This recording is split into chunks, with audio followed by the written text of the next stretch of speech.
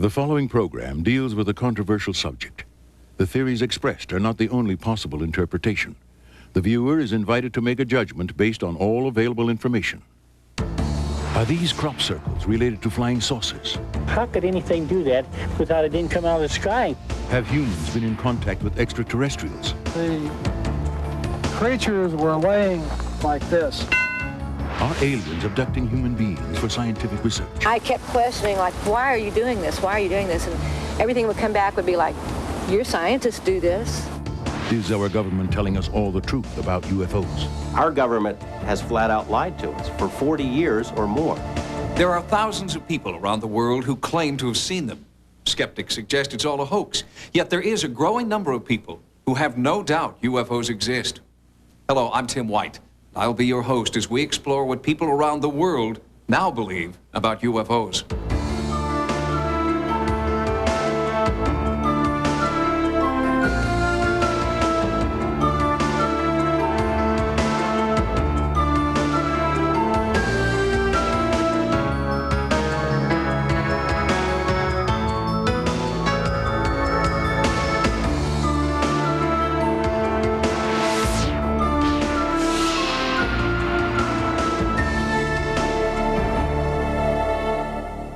Flying saucers, creatures from another planet, unidentified flying objects. In the next hour, we'll hear from people who have had close encounters with extraterrestrials. Close encounters of the first, second, third, even the fourth kind. The most common is a close encounter of the first kind, which is defined as the sighting of an unidentified flying object, an object that can't be explained by conventional means. It was just a red flashing light. It sounded like, well, a swishing sound, sort of. Et alors autour de cette forme, il y avait des petites lucioles rouges. And I saw this big triangular shaped 3 lights on each corner coming over my house. Mysterious lights in the sky. They were like stars. No sound. It just like was sliding through the sky, and it tilted like it was looking down at us. It was a bright light that dimmed down to a white speck and went back to a red light, down to a white speck, and then just disappeared. Last year, there were almost 4,000 reported UFO sightings in the United States, 2,000 in South America, more than 1,000 in Asia, and over 3,000 in the Soviet Union. The worldwide total was over 10,000. UFO investigators wonder why those numbers have increased dramatically in the past 45 years. Does the publicity of one person seeing a UFO spark the imagination of others who are eager to believe? Or has the Air Force simply increased its testing of military hardware? These are difficult questions to answer without tracing the UFO story. Let's start at the beginning. Cave art in Australia and the western United States, painted at least 5,000 years ago by prehistoric civilizations, seems to resemble modern descriptions of creatures from outer space. Halfway around the world, a 13th century fresco inside a church in Yugoslavia includes a flying vehicle. It would be another 700 years before technology made flight possible. The modern age of UFOs began in 1947. Ex-military pilot Kenneth Arnold was flying his plane over the Cascade Mountain Range. He encountered several objects traveling at an extreme rate of speed. Although there are no photographs, Arnold had a drawing made of what he saw. His sighting triggered hundreds more that year across the United States. UFO mania reached a fever pitch in the summer of that year when the Army Air Force reported recovering a crashed saucer in New Mexico. The next day, the government claimed the disc was only the wreckage of a weather balloon. Meanwhile, sightings by credible witnesses continued. Commercial airline pilots saw things. We immediately decided it could not be accomplished. Military pilots saw things. When we got within 2 miles of the light, we lost all contact. Local sheriffs in Dexter, Michigan saw things.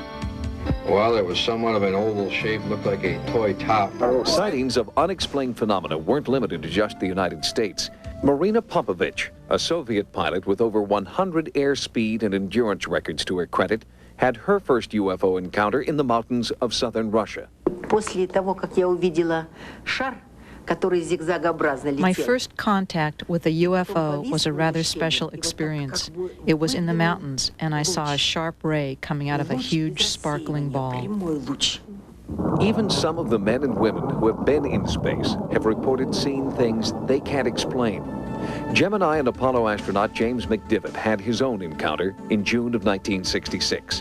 While in orbit above the Earth, an unidentified object outside the window caught his attention. I happened to glance out one time, and there against the black sky was a white object. Geometry of it was sort of like a beer can or a Coke can with a pencil sticking out one of the round edges at about a 45-degree angle. What was it? McDivitt was able to snap a few pictures, but after turning the film over to NASA, the photographs disappeared.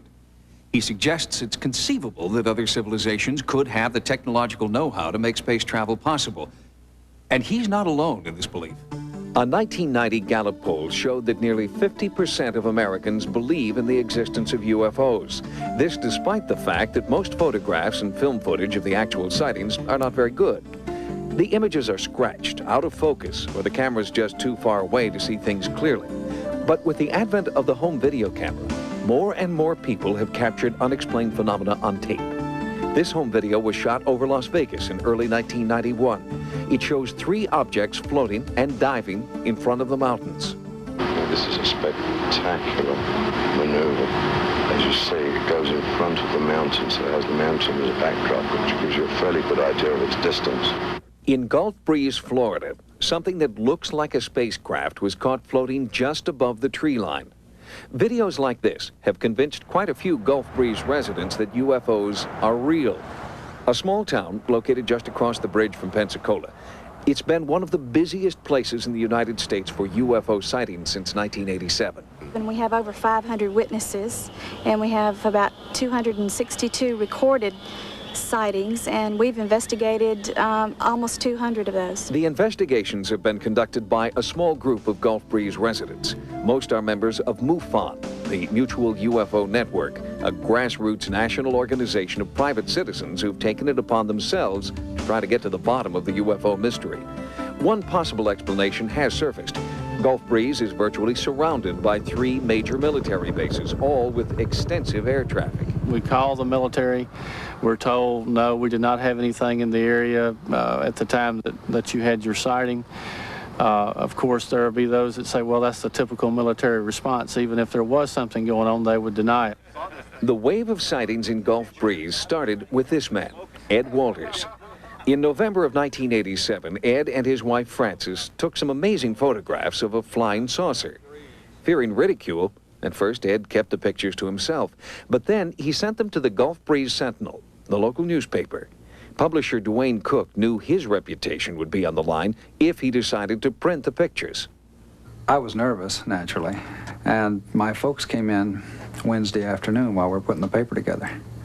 And I said, you're not going to believe what we're getting ready to run in this week's paper. Showed them the pictures, and they looked at them and said, that's what we saw. So at that point, I more or less lost my fear of going with it because, you know, if your own folks see it, if you can't trust them, who can you trust? As it turns out, at least a dozen other people saw the same thing that night, including Art Hufford and several other people who then became members of MUFON. I never felt more alone than I felt that day, November the 11th, 1987, seeing this thing, and then later, nobody saying very much, and then, of course, several weeks later, you know, people were coming forward, and fortunately, you came forward a month later and said, hey, I saw that same thing. Dr. Bruce Maccabee, an expert photo analyst employed by the Navy with over 20 years' experience, spent several months studying the Walters pictures. Maccabee also had Walters use a stereo Polaroid camera the next time he saw something. Some of his early photos contemplated the possibility that they were hoaxed by a double exposure method. But there is a question of whether or not anybody knows how to fake stereo pictures and do it well. I concluded that doing the photography, if it was a hoax, combined with all the other sightings, the testimony of Ed and his family, the intensive investigation, all ruled out the possibility that this was a hoax. And so I concluded in late May of 1988 that it was real. Since 1987, South Shoreline Park has become a magnet for skywatching. The skywatchers have been able to videotape several unidentified objects. Most of them look like nothing more than small points of light in the sky, But close examination has revealed that the lights are doing something that science says is impossible. They move at odd angles, change size, travel at unheard of speeds, all while never making a sound. One of the more recent videos shows a light that was red and all of a sudden it turns white and starts flashing. These extremely brilliant pulses of light. It appears that it's as if the actual size of the image, which would be related to the size of the light source itself, changed in like 1/30th of a second or so from one TV frame to the next. We don't have anything that could do that so far as I know. While the encounters continue in Florida, the most recent UFO observations have occurred thousands of miles away in Belgium. An amateur photographer videotaped this triangular-shaped object in early 1991. Last year, there were 500 sightings in all of Europe. So far this year, reports in Belgium alone have totaled over 3,500. C'est impressionnant, donc il volait d'abord tout doucement, donc on le voyait avancer de cette manière-ci, et puis tout d'un coup... From prehistoric cave art to medieval frescoes to videotapes in Florida and Belgium, people have been recording strange things they've seen in the skies. What are they? Perhaps the answer lies out beyond the stars. At this point, just out of our reach. In July of 1991, astronomers reported the discovery of a planet 10 times the size of Earth, orbiting a star 30,000 light years away. If the finding is confirmed, it will be the first planet detected outside our solar system. Could it be possible we're not the only living beings in the universe? And while we're watching the skies, we wonder if someone might be watching us. When we return, close encounters of the second kind. Some UFO researchers claim that extraterrestrials have left behind traces of physical evidence. Why would it be exactly 46.5? No matter how you measure it, it's 46.5. Close encounters of the second kind are encounters that leave behind some form of physical evidence. Two types are most often reported. First, the bodies of cattle, horses, and occasionally wild animals, mutilated by some sort of high-tech equipment.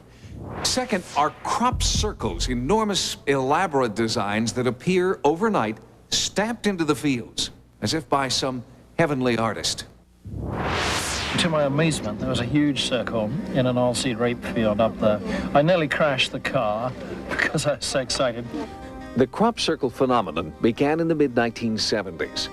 English farmers started finding giant circles in their fields, pressed into their crops with the precision of a cookie cutter.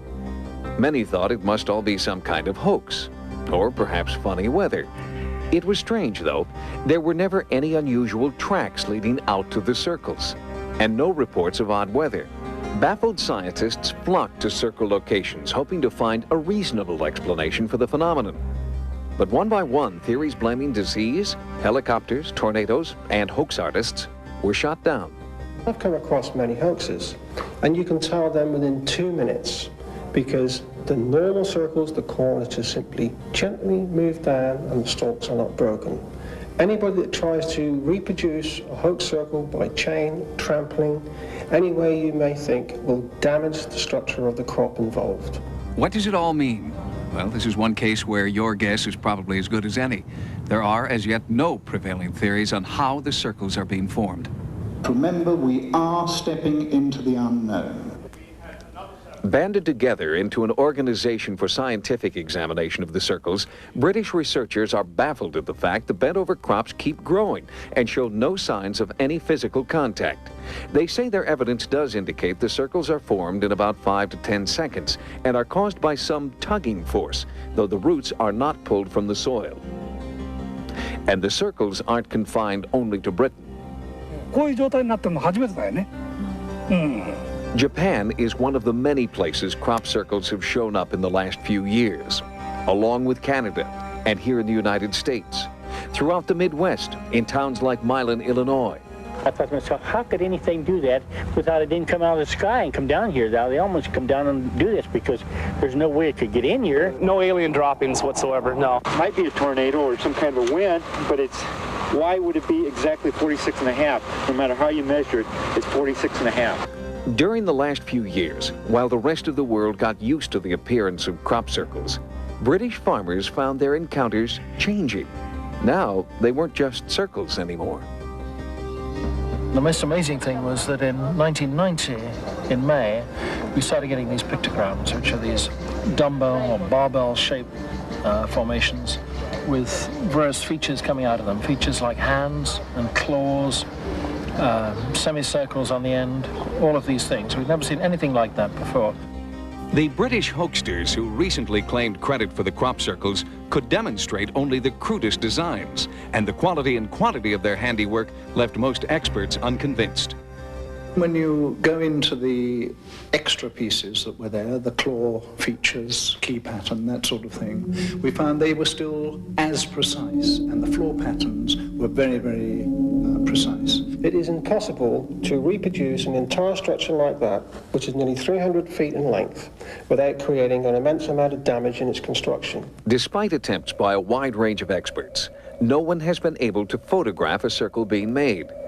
But strange sounds have often been recorded lingering within the circle area, sounds that can best be described as a trilling noise. And researchers do get plenty of reports of strange sightings. We've got, at least 20 or more cases of circles which have formed following UFO activity, or following globes of light which have descended into the field, or lights which have shone beams down into the field.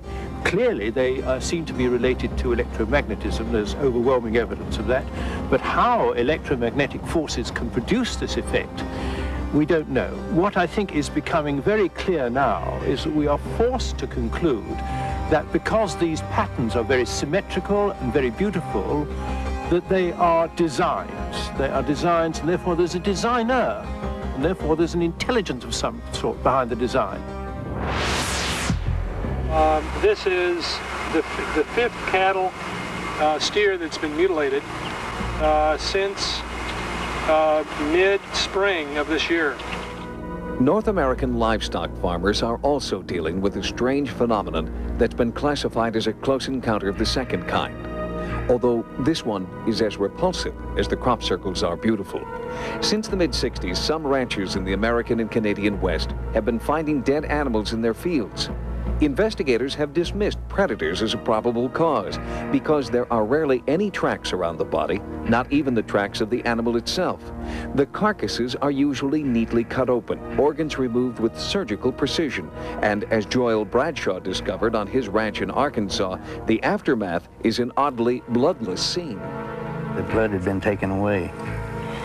There was no blood nowhere. You could take a white piece of cloth and a leg in it, and you didn't get no blood or nothing. Some have said cult followers are to blame, but medical evidence makes that unlikely. Tissue samples sent to Oregon State University for testing showed that high heat had been used to make the strange rippled incisions, heat like that of a medical laser. So maybe it's the work of high-tech cultists. Well, medical lasers didn't even exist when this phenomenon began, and even today's so-called portable lasers require a generator the size of a large freezer. Many farmers say they don't need medical evidence. They know their fields very well, and animals and humans would leave evidence behind. Human beings will always make mistakes along that line. They'll forget something or drop something, but there's no sign. You can go off 50 yards around it and never find anything. As with crop circles, UFO sightings often seem to precede the mutilations. There have been possibly 15,000 of these cases in the United States and Canada since the 60s. And, you look at the records, you look at if there's anybody been prosecuted, has anybody been arrested, and you don't find that. You don't find any prosecutions, you don't find any arrests. In a forensic sense, you use all the information, you look at all of it. And when you get all of that information and you run it through a sieve, you come out that there is some other non-human entity doing this. So who or what is plucking animals from their fields, only to return them later, dead and missing some of their organs? Journalist and documentary filmmaker Linda Moulton Howe, who helped bring the mystery to light with her book, An Alien Harvest, has a theory. The mutilations are part of some incredible extraterrestrial genetic research that is linked to the phenomenon of human abductions. What's unknown is the genetic experiment to make something from our DNA, the cattle DNA, other animal DNA, and take it away somewhere? Or is it to make something that is going to cohabit with us on this planet? Or some reason that is impossible for us to even imagine? Whether it's animal mutilations or crop circles, both close encounters raise interesting questions about what they mean. Could they be part of some extraordinary plan? One theory suggests that if the pictograms are formed by extraterrestrials, they may be a non-threatening way for preparing the human race for eventual open contact. I think there is a symbolism embodied in the circles which is highly relevant and something which we probably can't all understand at an intellectual level, but possibly we understand it at a subconscious level. I think there's great significance attached, though. I think that the circles will probably change all of us.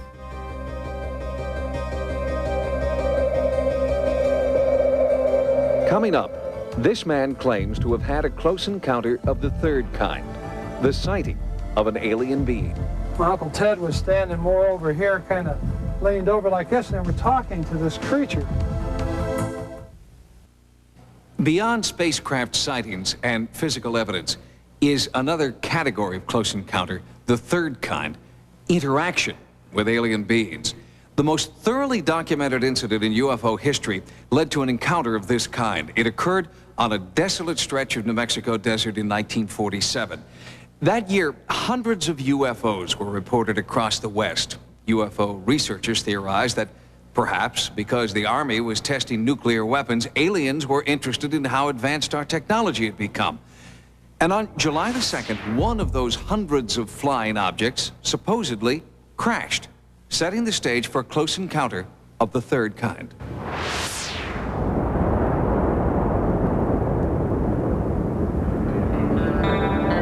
Roswell, New Mexico. It's as quiet and peaceful today as it has been for decades. But on July 8, 1947, that tranquility was shattered by a local newspaper headline. Air Force captures flying saucer on ranch in Roswell region. The story described wreckage of a flying disc found near a place called Corona and was based on a press release written by the public information officer at Roswell Air Base, Lieutenant Walter Hott. This building here, building number 84, is a building I believe that they brought materials from the Corona crash and stored them in here temporarily.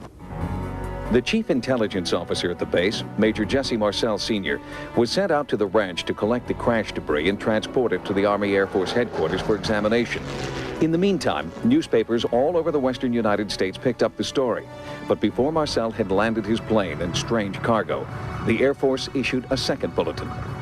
By the time the B-29 with Jesse Marcel and some of the wreckage got to the headquarters 2 hours after they left in Fort Worth, Texas, the fix was already in to kill the story.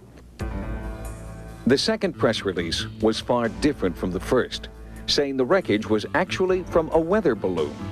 Could the Army's top intelligence investigators have committed such a basic blunder, failing to recognize the mundane remains of a weather balloon when they first encountered it? No, says nuclear physicist and part-time UFO researcher Stanton Friedman, who's been investigating the Roswell crash for over a decade.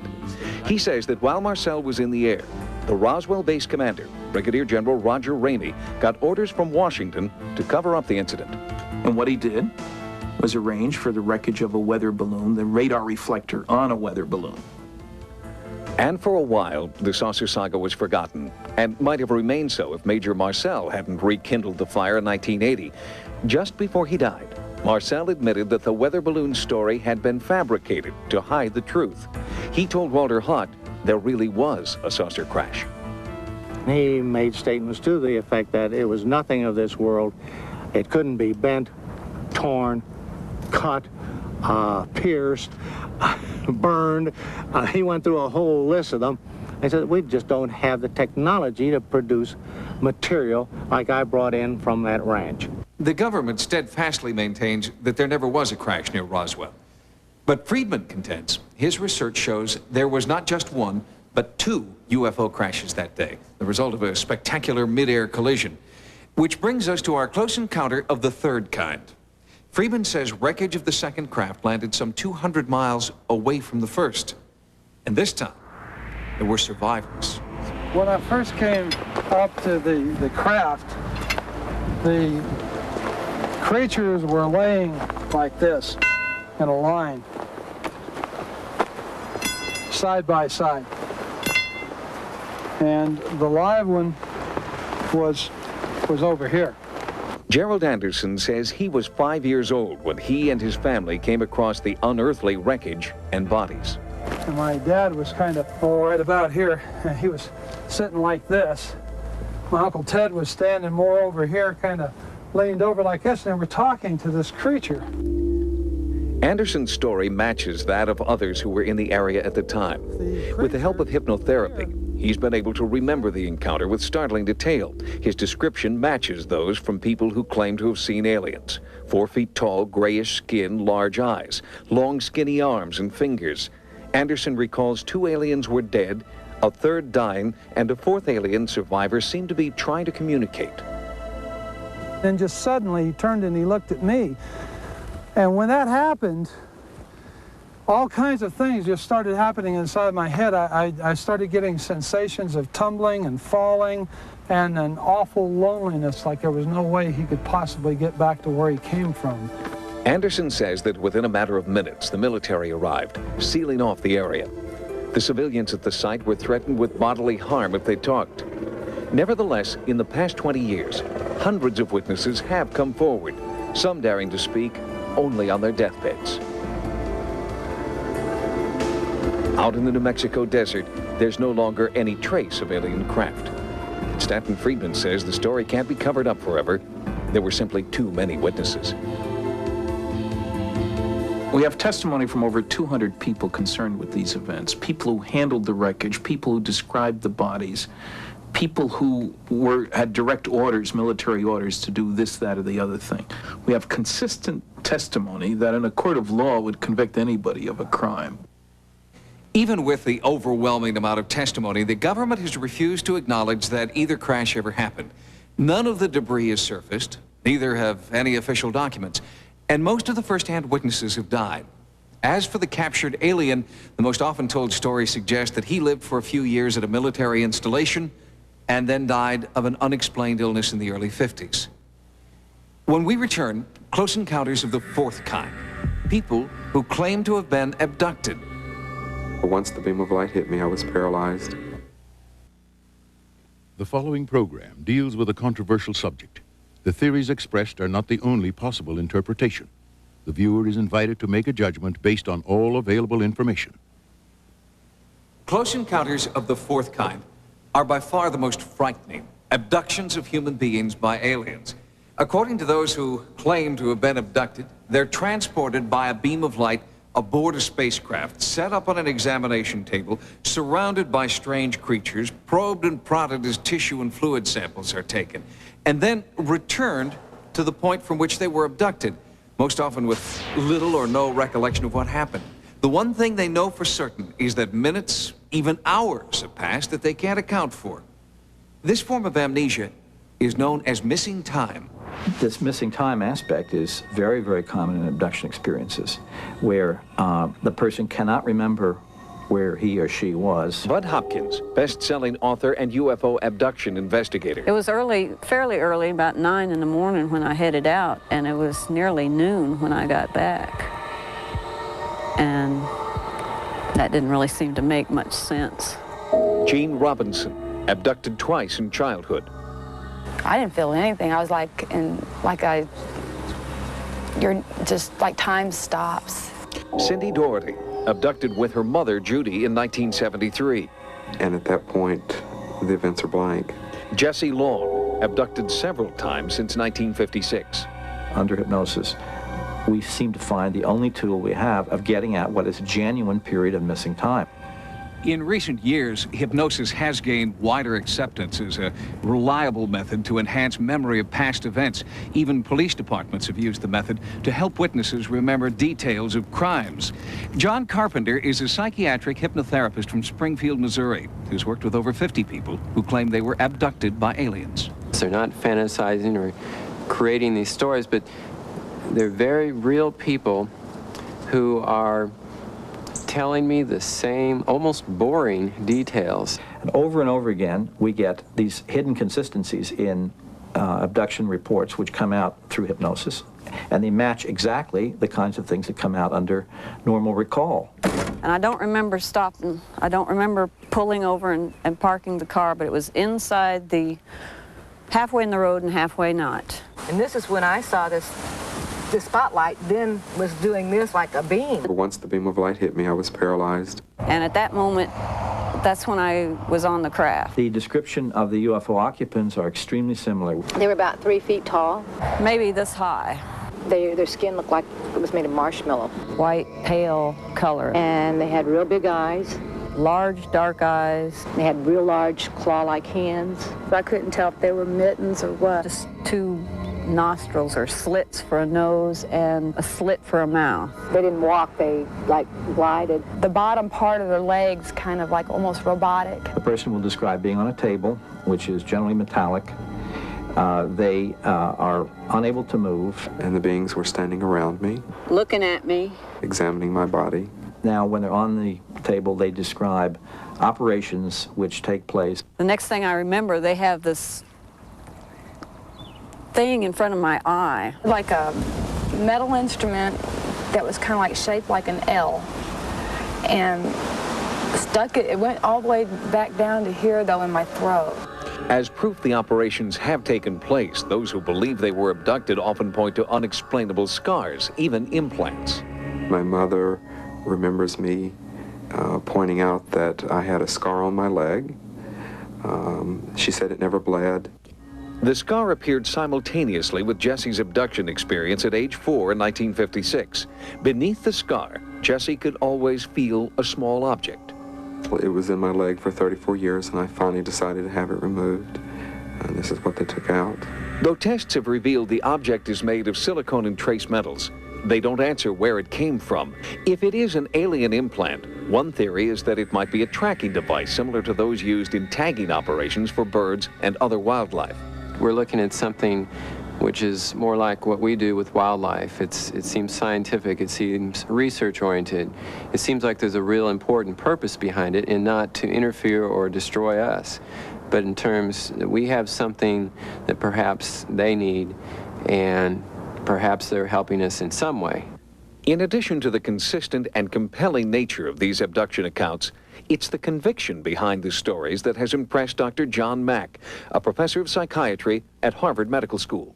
What is persuasive to me is that these individuals report this experience as real. It is not dream, it is not fantasy, it is not delusion in my judgment. I've had every psychological test they have, and they all came out just fine. Inevitably, all this anecdotal evidence invited the question, why do abductions happen? The answer could be that we're part of a grand intergalactic biological experiment. Some people hypothesize that their planet or where they come from is arid and barren, and they've lost their own reproductive capabilities, so they are trying to find a new genetic stock with us. Perhaps we're looking at some survival process where part of our makeup is strengthening their makeup. There is very powerful evidence, and this sounds crazy, but it's true, that they are trying to achieve some kind of blend or mix. It's almost as if the missing link is knocking at our back door.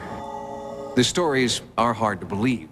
However, people who live thousands of miles apart and have never been in contact with each other have described their ordeals with striking similarity, and reported incidents of abduction are on the rise. But no government authorities have come forward to corroborate the information. After this break, we'll look into what governments all over the world know about UFOs and why they've classified their information beyond top secret. People are more afraid of our government than they are of organized crime.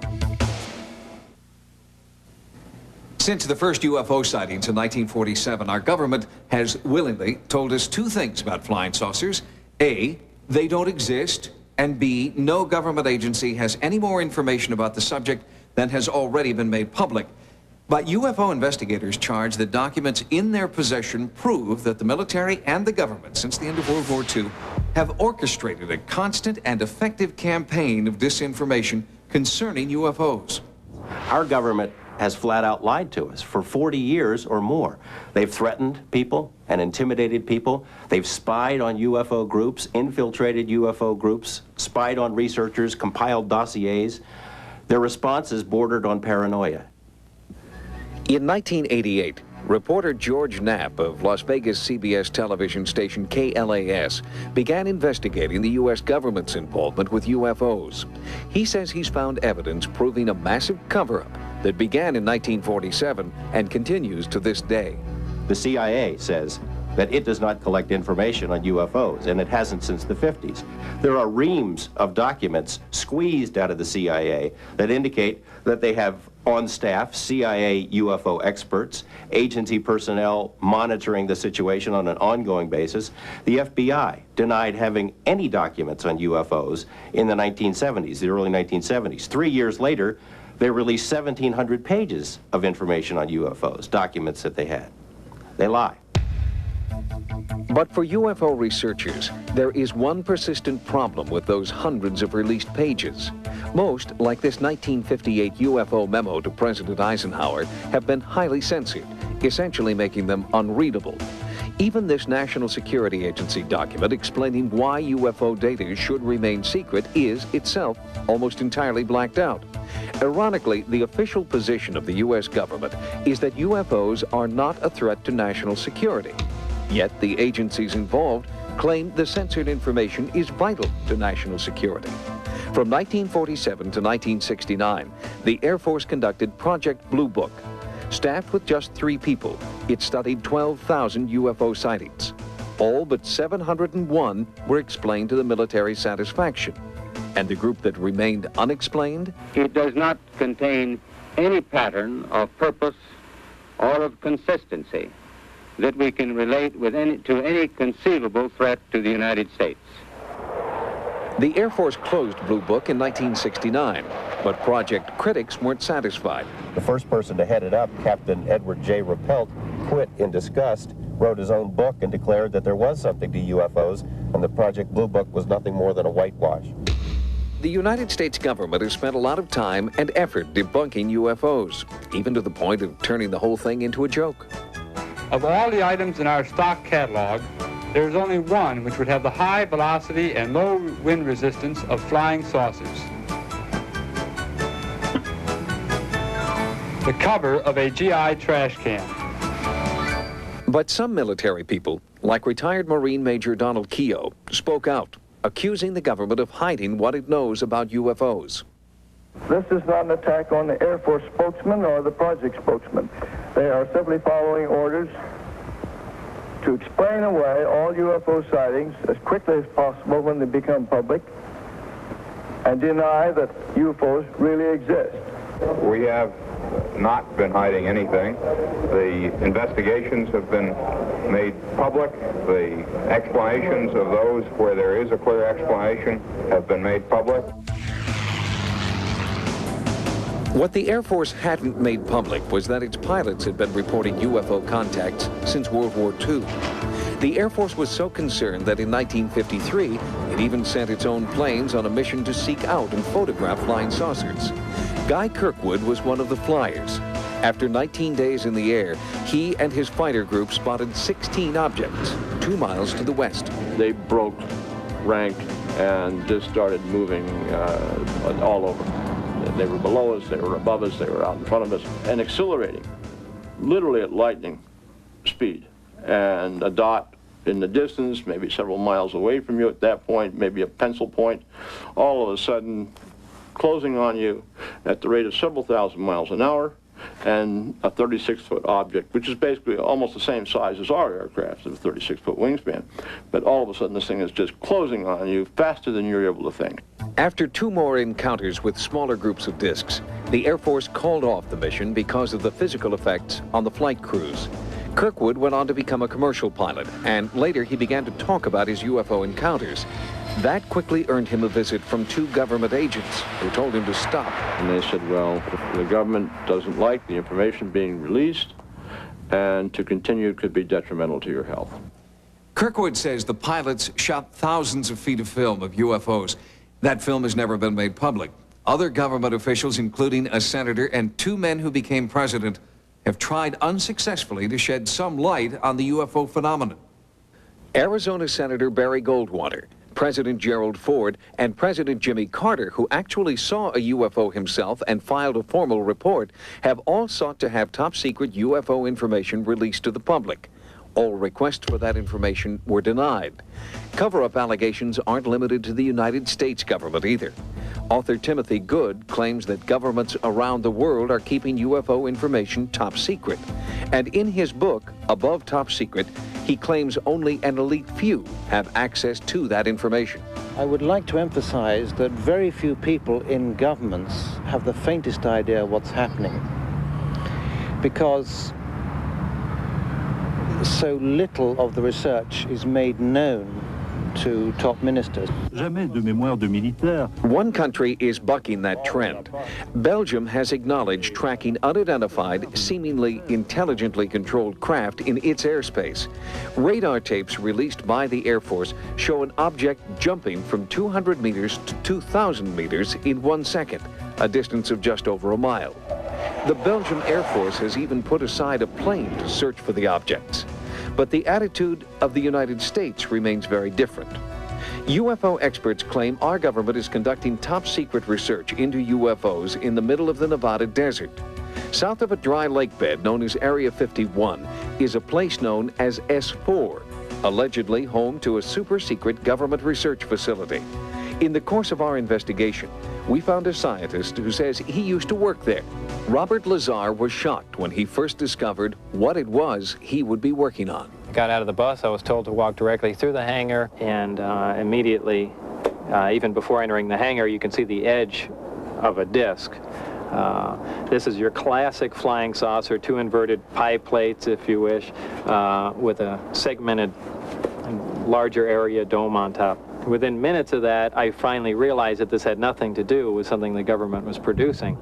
And it was quite shocking because everything inside was small. This is a full-size craft, 30, 35 feet in diameter, maybe 40.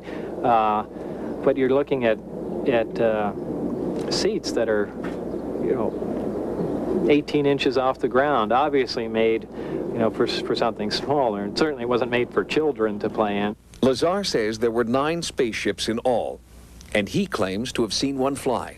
It began to lift off the ground almost silently. There was a hiss sound, like a corona discharge, if you hear around high voltage systems, accompanied by a faint, it probably would have been brighter at night, a faint blue glow around the bottom. As the craft approached about 30 feet, 20 feet, something like that off the ground, that corona discharge disappeared. The sound stopped, and the craft stood there silently and slowly drifted over to the left and then to the right. The government denies they're testing alien craft at S4. Lazar no longer works there and nowadays spends his time working on one of his hobbies, jet car racing. He alleges that after he went public, security officers at the base threatened his life. He also says that his employment and military service records have disappeared. Despite repeated requests, the government can't find them. The subcontractor who hired him for the job at S4 refuses to comment. But a few clues support Lazar's contention that he is a scientist and that he has worked for the government. This W-2 form indicates that he had been employed by the Department of Naval Intelligence. Before his stint at S4, Lazar claims to have worked at the Los Alamos National Laboratory. Los Alamos officials can't find any record of him, but his name does appear in a laboratory phone book from that time.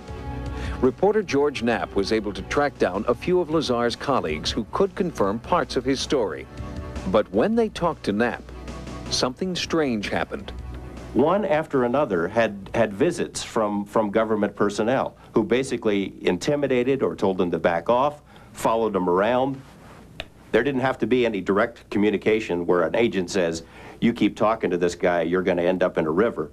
The message was very clear. Since Lazar's story broke, Area 51 has become a hotbed for UFO sightings. Are you seeing what I'm seeing? Are you seeing this thing zip back and forth, or is it just, you see that? It just zipped to the left. See it again?